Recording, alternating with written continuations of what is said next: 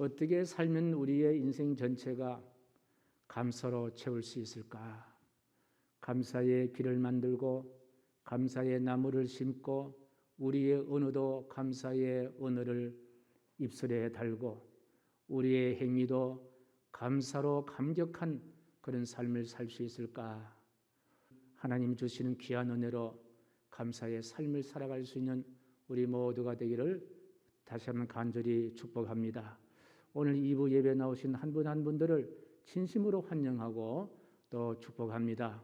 오늘 이 귀한 예배가 우리 하나님 만나는 예배, 문제를 해결받는 예배, 근심 걱정이 사라지는 예배가 되기를 간절히 소원합니다.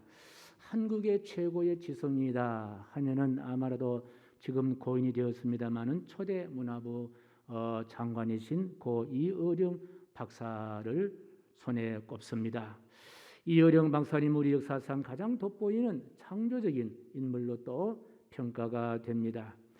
이분이 인생의 황혼기에 예수님을 만나서 지은 책이 바로 지성에서 영성으로, 지성에서 영성으로 하는 유명한 책을 남겼는데 거기에 이런 이야기가 담겨 있습니다.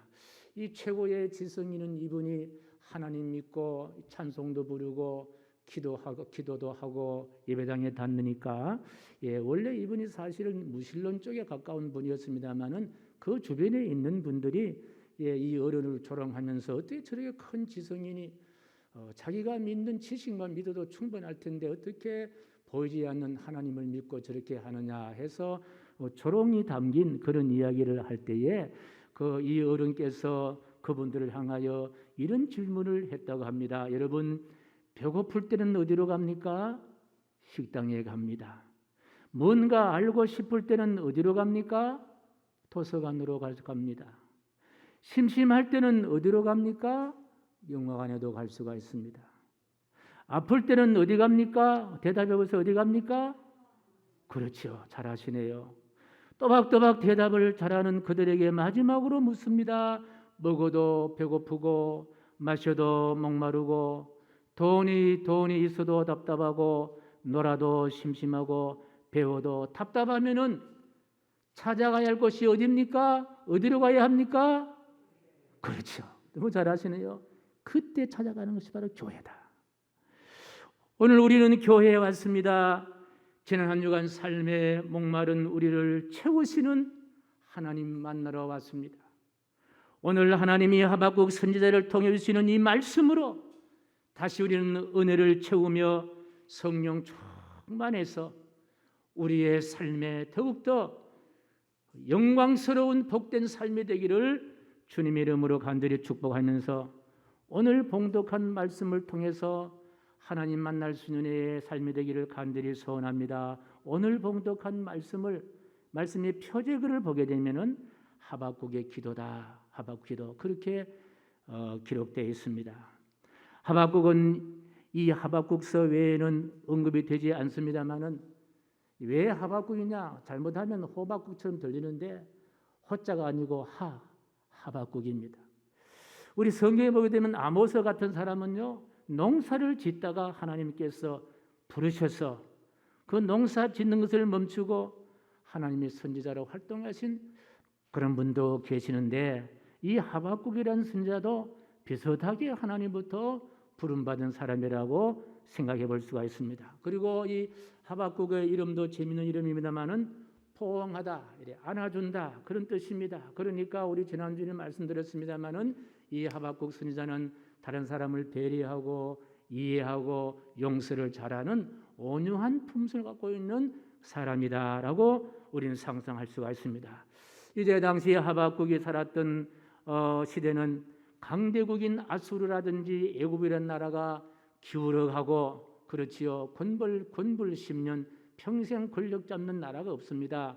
이제 아수르와 애굽의 나라가 기울어지고 새롭게 이제 무대에 등장하는 나라가 있었으니 바로 신흥 바벨론이란 나라였습니다. 굉장한 강한 세력을 가지고 이제 국제 무대에 등장하는 시기였는데 바로 그 바벨론이라는 나라가 유대의 나라를 침공하겠다, 침략한다 하는 그런 어수선한 분위기 속에서 선지자 활동했던 사람 바로 하박국이라는 사람입니다.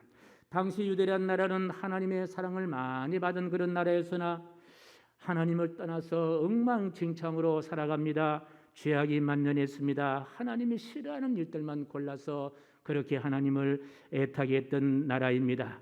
애국하는 사람도 없고 나라를 생각하는 사람도 없이 이제 바벨론이 침공한다면 하루아침에 안개처럼 사라져버릴 수 있는 그런 나라가 바로 유다란 나라입니다. 우리가 성경을 종종 읽어가면은요, 하나님은 엇길로 갈 때에 하나님이 없는 이방 나라, 바벨론이라든지 아수르라든지 이런 나라를 통해서 그들에게 채찍을 가하는 모습을 보게 됩니다만, 바로 유다가 바로 그런 나라 가운데 한 나라였습니다. 많은 선지자들이 동원되어서 이스라엘 백성들이여 정신을 차리십시오, 하나님께 돌아오십시오라고 외쳤습니다마는 그들은 그러지 못하고 하나님을 대적하고 하나님을 떠나는 그와 같은 삶을 살 때에 하나님은 신은 강대국인 바벨론을 통하여 그들에게 책벌하는 모습이 이사야에서 기록되어 있고 하박국에도 등장하고 있습니다. 자, 이제 바벨론의 침공으로 당할 유다인의 비참함이 하박국 선지자에게는 어떻게 비춰졌느냐. 16절 말씀이에요. 시작. 내가 들었으므로 내 창자가 흔들렸고 그 목소리로 말미암아 내 입술이 떨렸도다. 무리가 우리를 치러 올라오는 환난 날을 내가 기다림으로 석이는 것이 내 뼈에 들어왔으며 내 몸은 내 철수에서 떨리는도다. 참 우리가 끔찍하게 상상을 할 수 없을 정도로 창자가 흔들리고 입술이 떨리고 뼈가 썩고 온몸이 떨리는 그와 같은 지경에 도달한 것을 보게 됩니다. 그러니 바벨론의 침략이 얼마나 무시하고 얼마나 비참하고 얼마나 두려웠는가 하는 생각을 가져봅니다. 그렇습니다. 나라가 빼앗기는 것은요, 참혹함이에요. 나라가 빼앗긴다는 모든 것이 빼앗깁니다. 가정도, 자유도, 재산도, 명예도, 인권도 다 빼앗긴다는 거예요. 자, 이런 상황 가운데 하박국 선지자의 반응을 우리가 보게 되는데요. 17절 말씀 시작. 비록 무화과 나무가 무성하지 못하며 포도나무 열매가 없으며 감람나무에 소출이 없으며 밭에 먹을 것이 없으며 우리의 양이 없으며 외양간에 소가 없을지라도 18절요. 나는 여호와로 말미암아 즐거워하며 나의 구원의 하나님으로 말미암아 기뻐하리로다. 이 17절과 17절과 18절 말씀을 한 단어로 말하면요, 오히려 감사한다는 거예요. 오히려 감사한다. 자, 여러분, 이 하박국이 참 이런 가운데도 오히려 감사한다고 했는데 정말 이 정상적인 정신인가라고 의심할 수가 있습니다. 여러분, 감사를 하려면은 무언가 감사의 조건이 있어야 되잖아요. 오늘 본문의 말씀을 예를 들어본다면은 무화과 나무가 무성하든지 포도나무 열매가 있든지 감람나무에 소출이 많든지 밭에 먹을 것이 많든지 우리의 양이 있든지 외양간에 소가 있든지 뭐 이렇게 돼야만이 18절에 나는 즐거워하고 나는 기뻐한다. 이렇게 감사가 나올 텐데 그 본문의 말씀과는요 전혀 거리가 없는 그와 같은 가운데 즐거워하며 기뻐하며 감사한다는 거예요. 포도나무에 열매가 없고 감람나무에 소출도 없고 밭에 먹을 것도 없고 우리의 양도 없고 외양간에 소가 없고 아무것도 없다는 거예요. 자, 이런 가운데 우리가 이런 처지에 있을 때 당신 감사하십시오 라고 질문한다면은 그래요 감사합니다라고 대답할 수 있는 분들이 과연 몇 분이겠느냐. 이런 질문을 만약에 하박국 선지자에게 묻는다면은 그래요 감사할 수밖에 없네요. 감사해야지요. 전체가 다 감사입니다. 예, 감사하지 않는 것이 이상해요. 이렇게 대답한다는 거예요. 도대체 무엇 때문에 어떻게 하박국 선지자는 이런 감사를 고백할 수가 있었을까? 하박국 선지자가 감사할 수 있던 이유가 되는 그와 같은 말씀이요. 3장의 맨 위에 표적들이 있습니다. 시작. 하박국의 기도. 하박국의 기도라는 거예요. 하박국의 기도에서 힌트를 얻을 수가 있습니다. 바로 기도입니다. 기도하는 하박국이었기 때문이다. 이처럼 기도가 가르치는 것은 감사입니다. 기도 응답 가운데 가장 큰 응답이 뭡니까? 감사의 마음이 오는 거예요. 이것이 기도 응답 가운데 가장 큰 응답이에요. 기도하니 감사가 오는 거예요.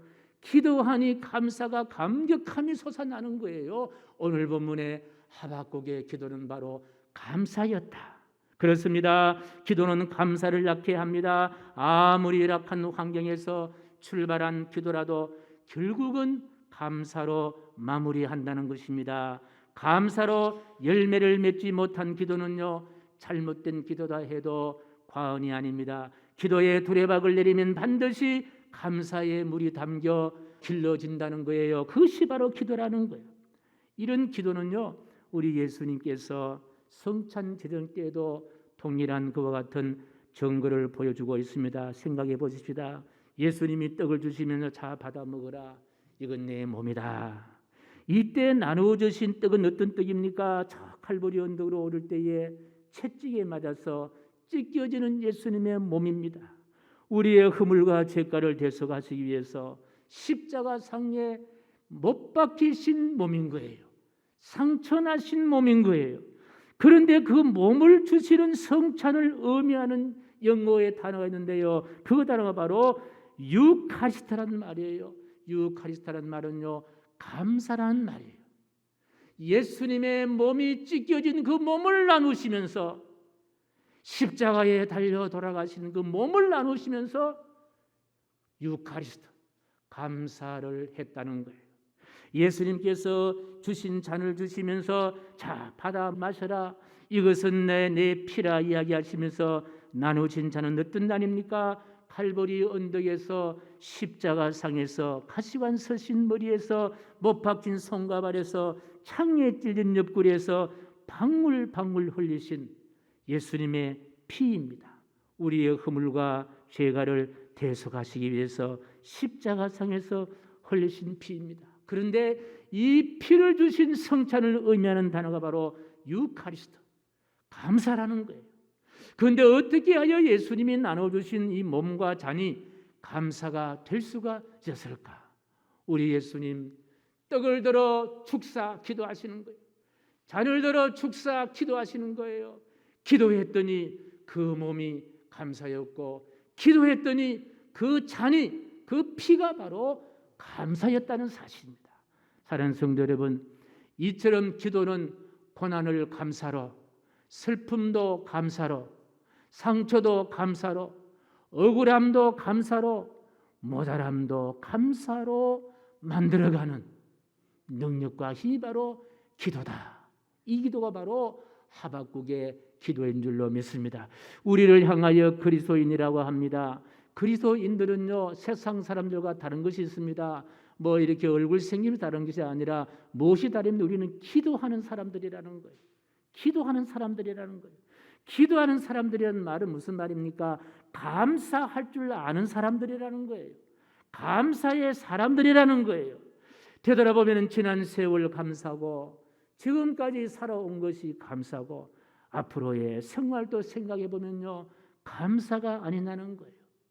꿀벌을 가만히 보면요, 이곳 저곳 날아다니면서 힘차게 날개짓을 합니다. 무엇 때문에 합니까? 꿀을 모으기 위해서 힘찬 날개짓을 하는 거예요. 우리가 풍랑에는 세상에 살아가면서 기도하는 이유가 무엇입니까? 감사를 모으기 위해서 우리는 기도를 한다는 거예요. 사랑하는 성도 여러분, 여러분의 사는 곳이 바로 감사의 자리인 줄로 믿으시면 아멘. 여러분의 어느 속에 감사가 묻어나시기를 축복합니다. 여러분의 생각 속에도 감사로 충만하시기를 간절히 축복합니다. 다 감사드리세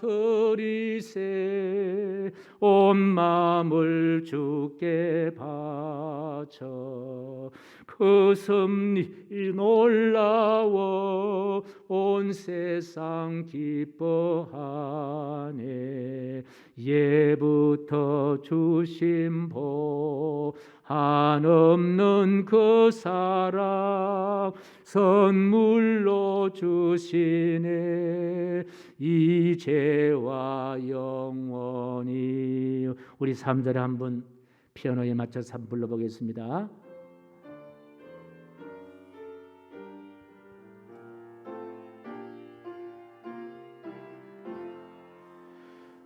감사와 찬송을 다 주께 드리어라. 저 높은 곳에서 다스리시는 주님, 영원한 하나님 다 경배하여라. 전에도 이제도 장래도 영원히. 아멘. 기도는 감사를 낳습니다. 감사가 없는 기도는 절반만 드린 기도라 생각되어집니다. 온전한 기도는 반드시 온전한 감사를 거둡니다. 기도의 결국은 바로 감사라는 겁니다. 눈물로 시작한 기도라도 기도는 눈물을 닦아 감사로 만들어 주신다는 거예요. 우리가 잘 아는 말씀 가운데 데살로니가전서 5장 18절 말씀인데 같이 시작. 범사에 감사하라.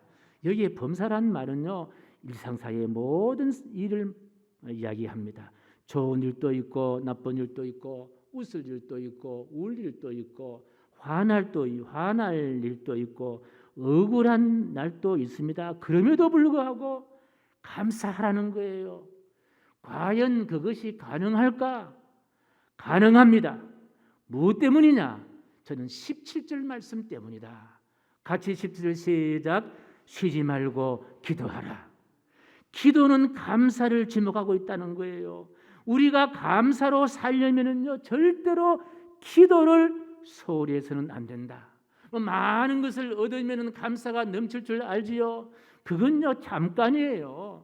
우리가 껌을 씹을 때도 계속 단물이 나옵니까? 그렇지 않잖아요. 정말 우리에게 감사의 삶을 살게 하는 것은 바로 기도라는 사실을 직접 증거하신 한 분을 소개하겠는데, 이분은 노르웨이계 독일인 이민자였는데 제1차 세계대전 참전 후에 호텔 사업을 시작했다고 합니다. 그런데 이분이 호텔 사업을 시작할 때에 대공황이 일어난 거예요. 그러니까 모든 사업이 바람에 나는 뭐랄까요, 낙엽처럼 다 떨어지는 그와 같은 상황이 됐는데 호텔업도 85%가 도산을 당했다는 거예요. 그래서 여기저기 끌어서 시작한 호텔업이라 뭐 사업하신 분들이 본인 돈을 가지고 그렇게 잘 하지 않잖아요. 다 여기저기 끌어서 이제 사업을 하는데 투자자들에게 빌려준 돈을 돌려달라는 압박에 이분은요 살 수 없어서 약을 사서 죽으려고 생각했는 거예요. 이제 약을 사서 죽으려고 하는데 갑자기 어머니가 들려주신 말씀이 떠오르더라는 거예요. 어머니가 어떤 이야기를 했느냐? 모든 사람이 다 너를 버린다 하더라도 하나님은 너를 절대로 버리지 않는단다. 하나님은 너와 함께 계셔서 하나님 너의 피난처가 되시고 너의 요새가 된단다. 어릴 때부터 잔소리처럼 들려주었던 이 말씀이었습니다. 그때 자신도 모르게 무릎을 꿇고 하나님께 부르짖는 기도를 드렸습니다. 하나님 뜻대로 살지 못했습니다. 사업을 한다고 바쁘다는 핑계로 하나님을 제대로 모시지도 못하고 하나님을 제대로 인정하지도 못했습니다. 눈물 콧물 흘리면서 회개하며 기도했더니요, 정말 신기하게도 아침 햇살처럼 마음을 짓누르고 있던 캄캄한 무거움이 다 사라지고 저 구석에서 한 줄의 감사가 빛으로 쫙 마음 전체를 덮어오더라는 거예요. 그리고 전에 없던 용기가 생겨나서 투자자들을 불러 모아서 진정 있는 마음으로 여러 번 잘못을 했습니다. 한 번만 더 기회 주신다면 열심히 사업을 해서 반드시 갚아드리겠습니다. 이렇게 진정 있는 사과의 말에 투자들의 마음이 바뀌고 감동해서 다시 그를 도와주어서 사업을 시작하게 했는데요. 결국 호텔업은 대성공을 거두었고 자살이란 극단적인 절망에서 기도로 감사의 마음으로 다시 시작한 호텔업이 지금은요 전 세계 80여 개국에 있고 2600개의 호텔을 소유하게 되었고 호텔 객실만 해도요 50만여 개를 자랑하는 호텔의 왕이 되었습니다. 이쯤 되면 누군지 아시죠? 이분이 바로 기도로 꿈을 이룬 호텔왕 홀레드 힐튼이라는 사람이에요. 힐튼 호텔. 저 우리 장유동에 그도 힐튼 호텔이 있잖아요. 전 세계에 힐튼 호텔이 체인점으로 있습니다. 힐튼은 성공적인 삶을 사는 10가지 법 가운데 가장 우선적인 것 하나를 이야기했는데요. 매일 일관되게 열심히 기도하라. 같이 시작. 매일 일관되게 열심히 기도하라. 이분은 평생 동안 하나님 품 안에서 기도를 잊지 않고 살면서 79세까지 지치지 않고 일을 하시다가 매일 새벽마다 교회에 나가 무릎을 꿇고 기도를 드린 후에 일과를 시작했는데 이유 없이 주일 예배에 빠져본 적이 한 번도 없고요. 그리고 그분이 이런 어록들을 남겼는데 일하고 기도하고 꿈꿀 수 있는 능력이 있는 한 한계는 없다. 또 이런 말도 했습니다. 만일 기도한 적이 없다면 지금이 기도를 시작하기에 좋은 기회입니다. 만약에 우리가 성령 충만의 은혜를 받지 못했다면요, 오늘 찬양 예배부터 성령 충만의 역사가 어떤지, 그 성령께서 내 안에 들어왔을 때 어떤 나의 반응이 있는지, 어떤 문제가 해결되는지, 어떤 삶을 새롭게 구축해 나가는지, 심령대의 부흥성에는 바로 그런 기회이다. 또 이분은 이런 이야기를 했습니다. 인생이 파멸되어서 도망할 곳조차 찾을 없을 때가 있기 마련이다. 벽이 사방에서 무너진 나를 진뭉개 부리려고 할 때마다 눈앞을 비추는 빛이 있었다. 나는 그 빛을 기도하는 가운데 볼 수가 있었다. 할렐루야. 여러분, 기도하는데요, 학벌이 필요 없어요. 학위도 필요 없습니다. 기도하는데요, 큰 멋진 힘도 필요 없습니다. 무릎 꿇을 수 있는 힘만 있다면은, 입을 못 열어도 괜찮아요. 마음으로 예수님을 존경하고 살아가는 마음이 있다면요, 기도할 수가 있다는 거예요. 기도는 무엇을 낳느냐? 감사를 건져올 수 있다는 거예요. 다음 주는 그리고 또 한 분을 소개하는데요, 흰남노 태풍에 포항에서 사랑하는 아들을 잃은 어머니 김문숙 집사님, 이분의 감정을 잠깐만 한번 들어보겠습니다. 저는 얼마 전 포항 아파트 지하주차장 침수 사고로 사랑하는 아들을 하나님 품으로 먼저 보내게 되었습니다. 고난 가운데 있었던 하나님의 은혜를 나누고자 합니다. 주영이가 큰 소리로 엄마 키워줘서 고마워. 주영이 얼굴을 보니 그 얼굴에서 빛이 났습니다. 그것을 보니 하나님께서 하신 그 말씀대로 우리 주영이가 천국에서 예수님 품에 안겼구나. 정말 감사했습니다. 아들을 잃고도 정말 감사했습니다. 이분은요, 남편으로 인해서 기도를 많이 했던 사람입니다. 기도하는 사람에게 절망도 감사로 바꿀 수가 있다. 다음 주일은 우리가 추수감사주일을 지킵니다. 어느 가정에 신방했더니 가장 좋아하는 찬송은 지금까지 지내온 것 주의 크신 은혜다. 그렇습니다. 주님께서 베푸신 은혜로 여기까지 살아왔습니다. 세월이 지나갈수록 더욱더 주님의 은혜임을 고백하지 않을 수가 없습니다. 그 은혜에 감사하는 주일이 추수감사주일. 이처럼 귀하고 복된 주일, 우리의 정성과 마음을 담아 예물을 준비해서 하나님께 드리며 크신 은혜를 더 사모할 수 있는 그런 복된 추수감사주일이 되기를 소원합니다. 올해도 코로나로 모두가 다 고통을 받고 아무리 어렵게 살았다 할지라도 그럼에도 불구하고 여기까지 인도하신 그분 바로 전능하신 하나님 아버지시다. 이 사실 우리가 부인하지 않을 수가 없습니다. 참 부인하면 안 된다는 거예요. 지금까지 살아오게 된 것 주의 크신 은혜입니다. 이번 한 주간 되돌아보는 지난 1년의 세월들 주님의 은혜였습니다. 도와주심이었습니다. 인도하여 주심이었습니다. 사랑하여 주심이었습니다. 덮어주심이었습니다. 안아주심이었습니다. 손잡아 주심이었습니다. 어느 하나 하나님의 손길이 안 거쳐간 것이 없다는 거예요. 다 주님의 손길이라는 거예요. 도와주심이었다는 거예요. 인도하심이었다는 거예요. 그 주님의 은혜를 생각하며 감사를 드리는 주일이 바로 추수감사주일이다. 시편 136편 1절에 말씀 시작. 여호와께 감사하라. 그는 선하시며 그 인자심이 영원하리로다. 그렇습니다. 여호와 하나님은 누구입니까? 우리의 믿음의 대상이십니다. 우주 만물을 창조하신 그분이 있습니다. 그분이 우리를 인도하시고 우리의 손을 잡아주시는 바로 그분이 있습니다. 여호와 하나님, 이 하나님 한 분만으로 우리가 감사해야 할 충분한 필요 충분 조건이 되신 분이 바로 여호와 하나님이시다. 그 하나님으로 인한 감사가 오늘 하박국의 감사였고, 잃어버릴 수밖에 없는 감사였으나 하박국은 기도함으로 그 감사를 놓치지 않고 감사를 만들어간 거예요. 창자가 떨리고 뼈가 썩는, 온몸이 흔들리는 그런 고난 가운데도 하박국은 기도했더니 그 절망의 사망의 엄침한 골짜기에서 건져 올린 것은 바로 무엇인가? 그것은 바로 감사였다.